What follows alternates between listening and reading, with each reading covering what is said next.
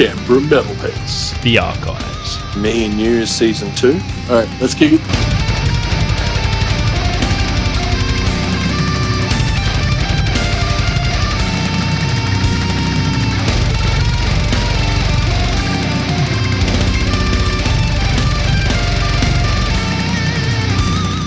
Hello and welcome to the Canberra Metalhead show. You got Marky Malphas and JDecay, and this is the second part of the of our 30-year extravaganza through the metal scene. Bolt Thrower with Cenotaph, brought in by Joel, and it's kicking off the 90s. So that one there, I noticed, Joel, we got obviously Joel and Reggae in the show again for the next edition.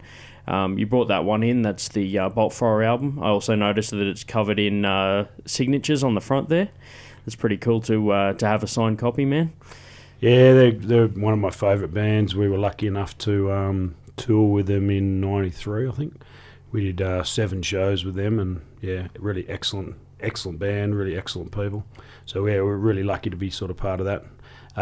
And at that time, they were one of my favourite bands. So when you get the tour support to one of your favourite bands, it's kind of even better. So we had an absolute ball on that tour. Really good people, and yeah, really good memories. Yeah, right, man. Well, it's like one of those things where a lot of the time people say, oh, we, got a support for a band we would have been to watch anyway, but now we're supporting them, it's even better, Yeah, that's how I felt. I felt I would have tried to sort of go and see, as many shows as I could. So, yeah, getting to play with them for 7 shows was awesome. And they were just really good dudes. They watched us from the side of stage. I remember Lucy's strap sort of came off, and the singer sort of quickly ran out and was roadieing, fixing Lucy's strap back up. So just things like that. That's what I mean? Man. Yeah, they were just really mega down to earth and just so heavy. Like seeing them live, it was just like they just sounded so good every time you saw them. Yep. And just this massive big sound. And just good songs, just killer band. Cool. And so that was a support with Armored Angel, or yeah. Cool. So I'm pretty sure it was '93, but I don't. Yeah, I reckon it was '93. Yeah. Yep. Yeah, right. So I think we did. We played a couple of shows in Sydney with them. We played Canberra. Played 3 in Melbourne and 1 in Brisbane, I think. Yeah. So, it was a good time. Except the promoter ripped everyone off. The promoter, left, bailed out on the tour halfway through. Yep. And luckily, Matt, my brother in the band, sort of insisted that we get paid after each night. So we got paid for the first 4 shows, I think. So by the time we got to Melbourne for the last 3 shows, we didn't get paid, but it didn't matter because we at least covered our costs with the first 4. But yeah, Bolt Thrower got totally ripped off. But I think they joined the union before they arrived. Mm-hmm. So the musicians' union came down and paid them everything that they owed and sent them home. Oh, perfect, man. Well, sometimes you hear, stories like that in the scene. It's not cool, but at least you guys were on top of it to start with. I mean, yeah, you still got shorted, but, man, keeping on top of your game. Oh, mate, I would have done it anyway. Yeah, that's it, man. I would have done it for nothing. It was awesing, but, yeah. Still would have been nice if the promoter had paid us. Yeah, man. Well, sometimes things like that happen, especially, in the earlier days. Less stories, stories don't travel as hard as what they do now. I think these days people are really scared to, usually dodgy promoters get outed pretty quickly. Yeah, you're right. This bloke was able to sort of land them in the country, and I don't think he even had return tickets for them. I don't think you can even do that now. So when they were at the Melbourne airport, they couldn't leave. Yeah, they couldn't get their gear home from memory. So luckily they joined the union. Otherwise, I don't know what they would have done. Yeah, right. You might have been touring with them for longer than you expected. Well, we toured with them. Now they're staying at my place. Got them a part-time job, before you know it. Busking down the corner. Yeah, exactly. Yeah, but if you had seen them on that tour, absolutely, you have been a bit too young, were you? No, I was at that one. That was one of the better shows I've ever seen, yeah. Yeah, right. Yeah, excellent. So I was a bit too young, but managed to sneak in. Yeah. We've all got stories of sneaking into the uni. Yeah. Yep. I think someone stage dived and sconed themselves pretty bad, and then a whole bunch of us jumped in while security guards were outside. Yeah, right. Yeah, right. Right, you got a better memory than me. Yeah, yeah, man. Well, I think speaking of like touring bands and things like that, there was obviously some stories around that locally as well with Rock Ape as well. Reggae, you got a couple of bands that came through Rock Ape that, you know, you did the whole pick them up from the airport, things like that. You start to become part of that tour life as well as the venue owner and the support act as well, you know. Yeah, I don't know if I can tell you too much of my stories from picking up Mayhem. But yeah, if you wanted to cut off the tape, I'll tell you. You can decide what you want to put in. So, but I don't think it would come in under an M rating anyway. So yeah. No, it's one of those things. Like some of the international bands that tour through, they're just as part of a tour. Some things you don't know what to expect when you rock up into another country. Things like that. It's always sometimes adapting to, you know, being in new places, being supported by different bands and things like that. It's always sometimes a bit of a shock, even to some of the bigger bands, you know, like going into new venues. I even know now, like bands that haven't been to Canberra before, it's the first time they've travelled through. Their first impressions of venues and things like that, it all changes. Yeah, So, for sure. Yeah, but anyway, so that was Bolt Thrower, a little bit of backstory on the band, and kicking it off with our 90s edition of the show for this week. And now we'll move on into another band that Joel's brought in, which is Impaled Nazarene with Still Vagina. So we'll kick it off with that one, and we spoke some more about those guys, you know, before that, and it's all part of the 90s show. And we'll be moving on now into some more 90s tracks. We've chosen another one here with Terrorizer. Joel, you brought this one in again. What's your feelings with the Terrorizer album? We spoke a little bit just as you handed it to me about, you know, the dynamic of the band and some of the drumming and stuff like that. Is there any... Yeah, I suppose it's more the grind stuff that I wasn't ever really that into. Yep. But this album, for whatever reason, just seemed to... you know, it's got a couple of guys out of Morbid Angel. It's got Sandoval drumming on it. And I was just saying before, for me personally, I just prefer his drumming on this than on Morbid Angel. It just seems to be a bit more direct, which is what I like. Yep. But yeah, it's just a ferocious record. It's just, again, good songs, but just done really, really brutally.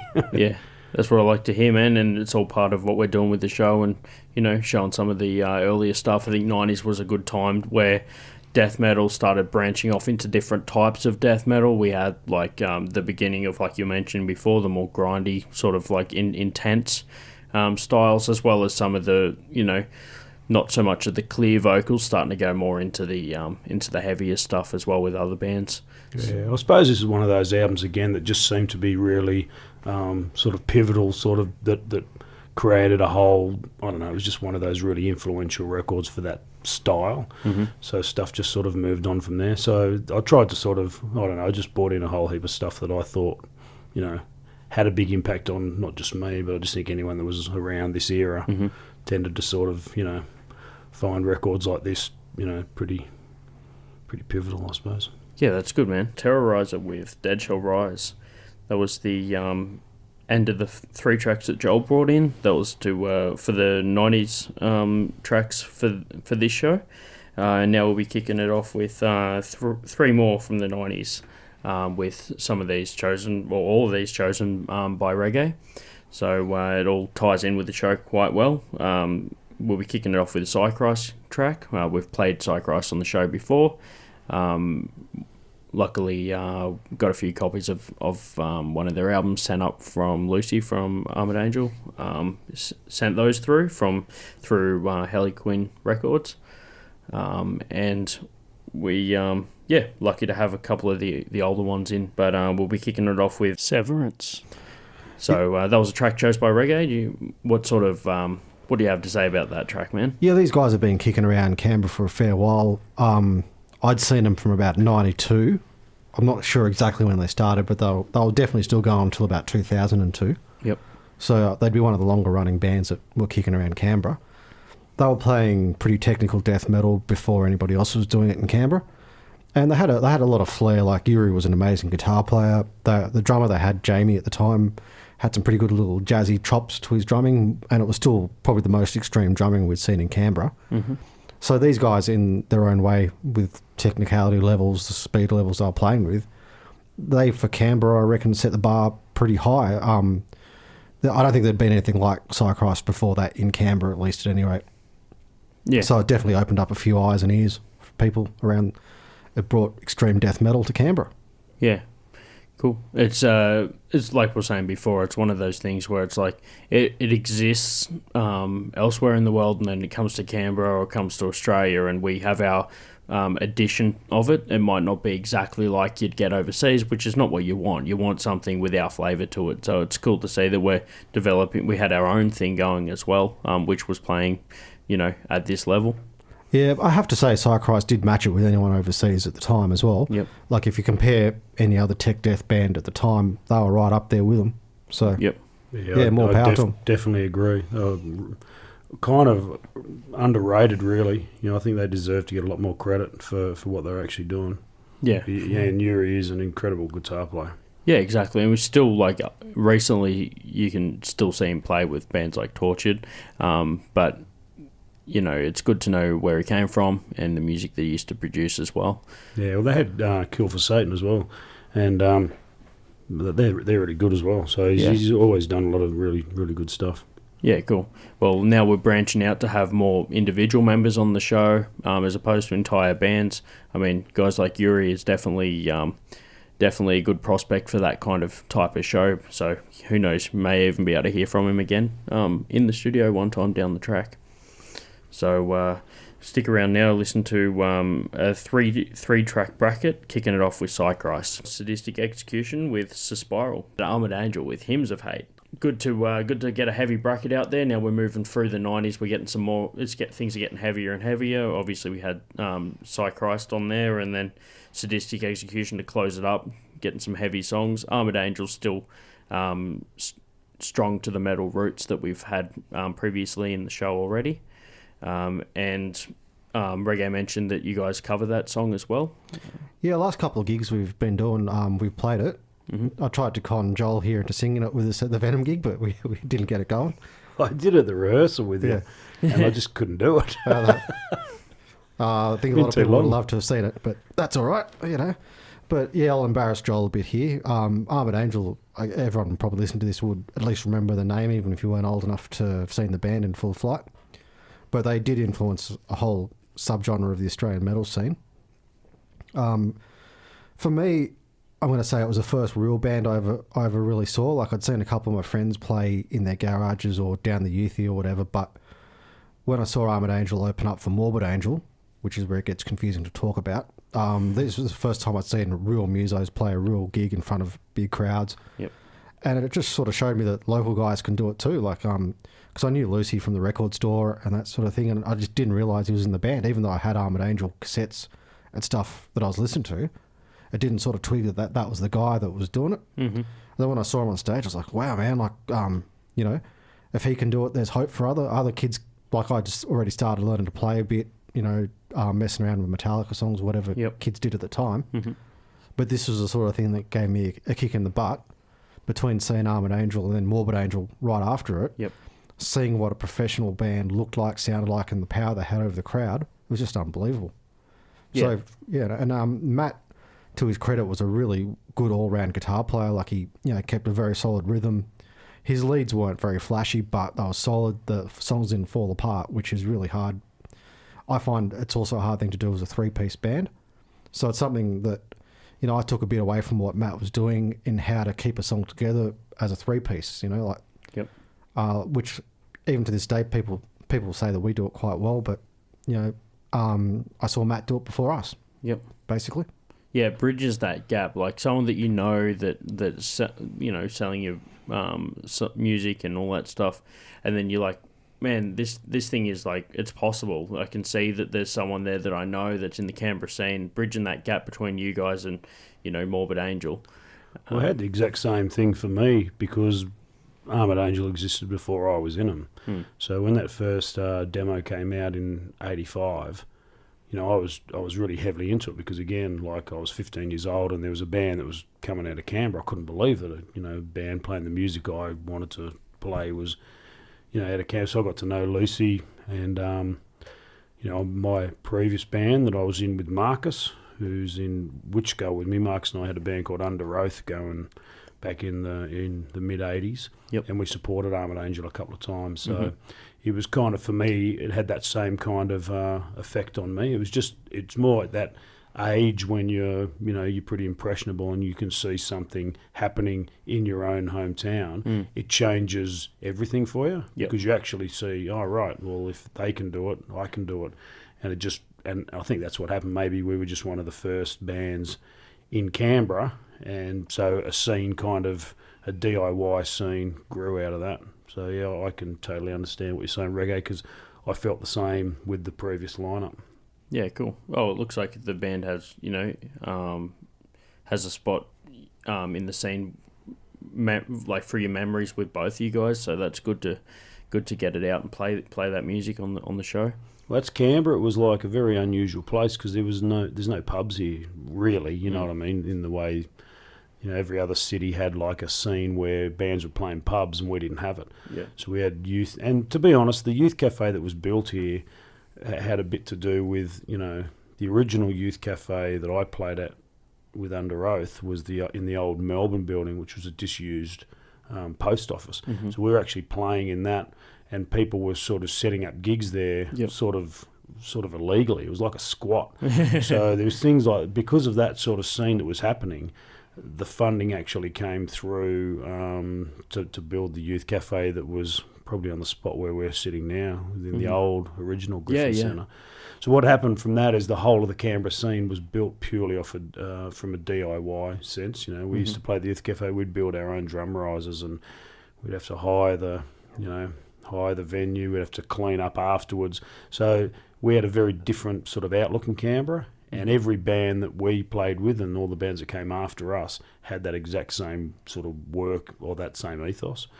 And it built something strong. Canberra's always punched above its weight for its population in a metal sense, you know what I mean? That's how Metal for the Brain and everything came from when Lucy first organised Heavy Metal Holocaust in '86 that I played at as well as Under Oath. We opened that show.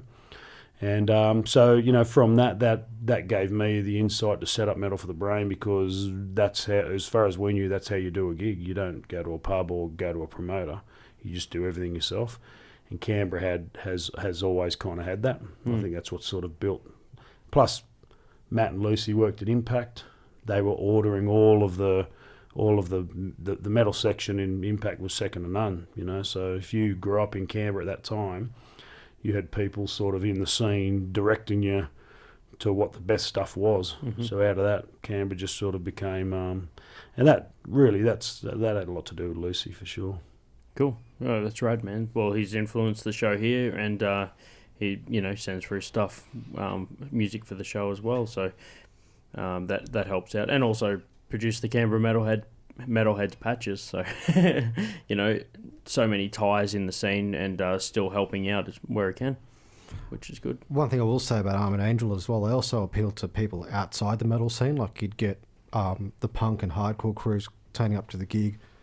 Like in Canberra at the moment, if you're a straight down the line metal band, you might have a limit of about 100 people that's in your target audience. Whereas a band like Armored Angel that crossed over a couple of scenes, even though they were fairly traditional metal, they'd get much bigger crowds, and it would be people from the rock crowd, people from the alternate grunge scene, people from the hardcore, I guess you'd like that Suicidal Tendencies sort of skater thrash scene. And that's what made these gigs really big, is that everyone had sort of come together for it. It wasn't a sectioned off part of the scene. Yeah, it's a bit of a shame that things have changed a bit. Like gigs that seem to be set up now just seem to be one genre all jammed together. Whereas back in the day, it was kind of like we were all battling against the same kind of issues. So, we played with all sorts of different bands, and it just seemed to work. It was good, man. It was a good time for sure. There was a really good sort of camaraderie, and it sort of helped build a scene that I reckon still exists today. There's, I think the Canberra scene's always had a really strong, metal community. Yeah. Yeah, exactly, man. It's good to it's good to do all that. And you're right, though. A lot of gigs do just have a single type of metal. I've seen a gig recently where Chud played with a bunch of like heavier, softer bands, and it's sort of like the slower, softer bands were just going like, wow, this is actually good to mix it up, because normally we're with similar bands, whereas you just got Chud, this like industrial sort of grungy sort of sounding guitar riffs and things like that, flowing straight into like a more of a power type setup. You know what I mean? Well, I'm going to make it more interesting to go and see gigs like that. Yeah. Even if you don't like a band, at least hearing something different, you're not just getting smashed with the exact same thing the whole night. I just reckon it's big. But I don't know. I mean, look, I like death metal, but I don't want to hear 5 death metal bands in a row. You know what I mean? I want to hear a hard rock band. I want to hear a death metal, maybe something a bit left of a centre. doom band. You just mix it all up. It's the same with me. Like I'm kind of, I suppose, in the doom scene now.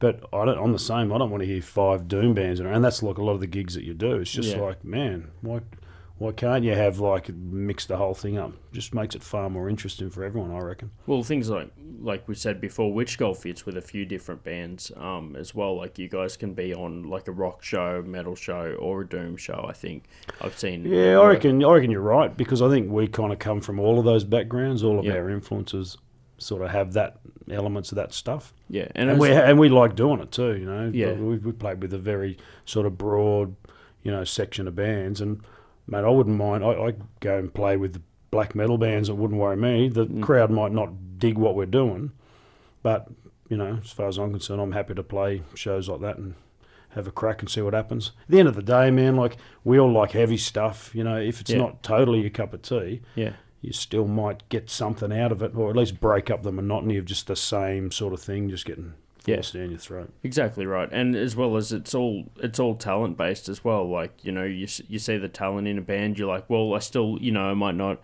be into that style, but I appreciate that, that guitaring, that drumming, even... Yeah, but it's also like different crowds come, you know what I mean? Like someone might see a band that actually likes you, that wouldn't have gone to your show because they're actually going to see the other band on the bill that they do like. So it just works all round, I reckon, but more just as... and you meet different people. I just reckon it just makes things more interesting, but it doesn't seem to be that way. Most people tend to stick with... Yeah. I don't know why that is. It used to be a lot more open like that, didn't it, back in the day? Well, I think it was a big part of the youth cafe culture as well. Like we were playing with a lot of grunge bands. There was that funky primacy style stuff that was in the 90s that we used to mix pretty heavily with. And even now, like we're trying to get back into doing more mixed genre bills. Like we got one coming up at Queanbeyan Kangaroos Club or something in April, and I think we're the only metal band on the bill. But if we're good, people may or may not like us, but they can't say we're crap. We'll just do what we can do, and hopefully they dig it. And I know there's a lot of metalheads out in Queanbeyan, so it's just you just got to do that sort of thing and take a punt. It's not always a safe way to go, but you will pick up extra fans for doing it. Yeah, I also find that a lot of the clickiness is more like every subgenre now has kind of like a certain thing that they talk about, and a lot of people only kind of hang around with people with similar ideas, man, you know what I mean? Yeah, full. I don't know. Like, especially political wise and things like that, and subgenres are just getting so specific. But I think, you're right, you're absolutely right, but I think also some bands worry that if they branch out and do these different bills, it's going to somehow have a negative impact from the people that are in that are really staunchly into that kind of genre. Yeah, and if you're sort of playing in different ones, So we don't care. We're heaps older and just don't have anything to prove or anything to worry about, so we're just happy to kind of, Yeah. Speaking from experience myself, with Inhuman Remnants, we play death metal shows, deathcore shows, and then hardcore punk stuff as well. Yeah, right. And then, we'll also play, a black metal show or a grind show.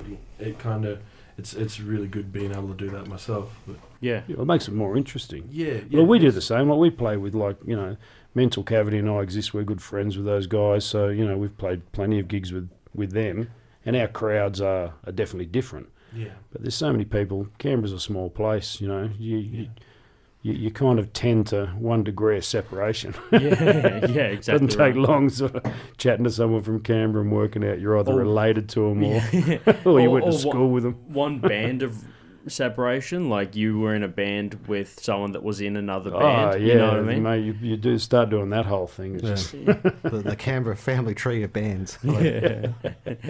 I think the root of that tree would be Reign of Terror, and everyone's branched off from there. It's been in there at one point. Well, when did you guys start, man? Pretty early. 94. 94, full on. I think from the first gig 94, when I was writing songs from about 92. Yeah, right. Yeah, that's cool, man. It's That's like a long time. to still be kicking, man. Yeah. That's really cool. Yeah, for sure. No, I'm hoping we've taken out the record for the longest running Canberra band. Oh, yeah, you would by now, wouldn't you? As long as the bladder spasms don't come back. Yeah. Well, they never went away, did they? Just that brief 12-year hiatus. Yeah, it's a bit like the same with Inebriator Yeah. as well. Like those guys are back together now. I think when was they started in 93? Yeah, they gave us our first ever show, actually. Like, Oh yeah, right, yeah. So at the Town Centre Tavern, which became the basement at some point. oh right, yeah. Well, there you go. It became Pete's Tavern after that, didn't it? Wasn't it Town Centre Tavern, No. then Yeah, Pete's and Tavern? No, Darcy's we played Den it. We after played it when that. it was Pete's. I think. Oh, did you? 'Cause it was Darcy's Den as Yeah, well, wasn't yeah, it? yeah. It was Darcy's before Pete's. Peach, yeah. I worked at it when it was Pete's. Yeah, right. I can't remember now. You got me confused. Before Kurt took over from sound. I did a little bit of sound there with Alan and Damo. Yeah. Yeah, right. There you go. Yeah, so the basement this is predating the basement. So. See, people don't know how good they got it with the basement now. Like back in our day, there wasn't any pubs doing anything remotely like it. As it went on, there was what was the Terrace one? Bar was good. Yeah, but like that came a little bit later. Yeah. You know what I mean? Like when we first started getting the scene started growing in Canberra, there was nothing, and that's why as the scene grew, places like the Terrace Bar put shows on because they put a show on like 200 people would turn up. You know what I mean? Like and 200 drinkers with no aggro. You know, that's the other thing.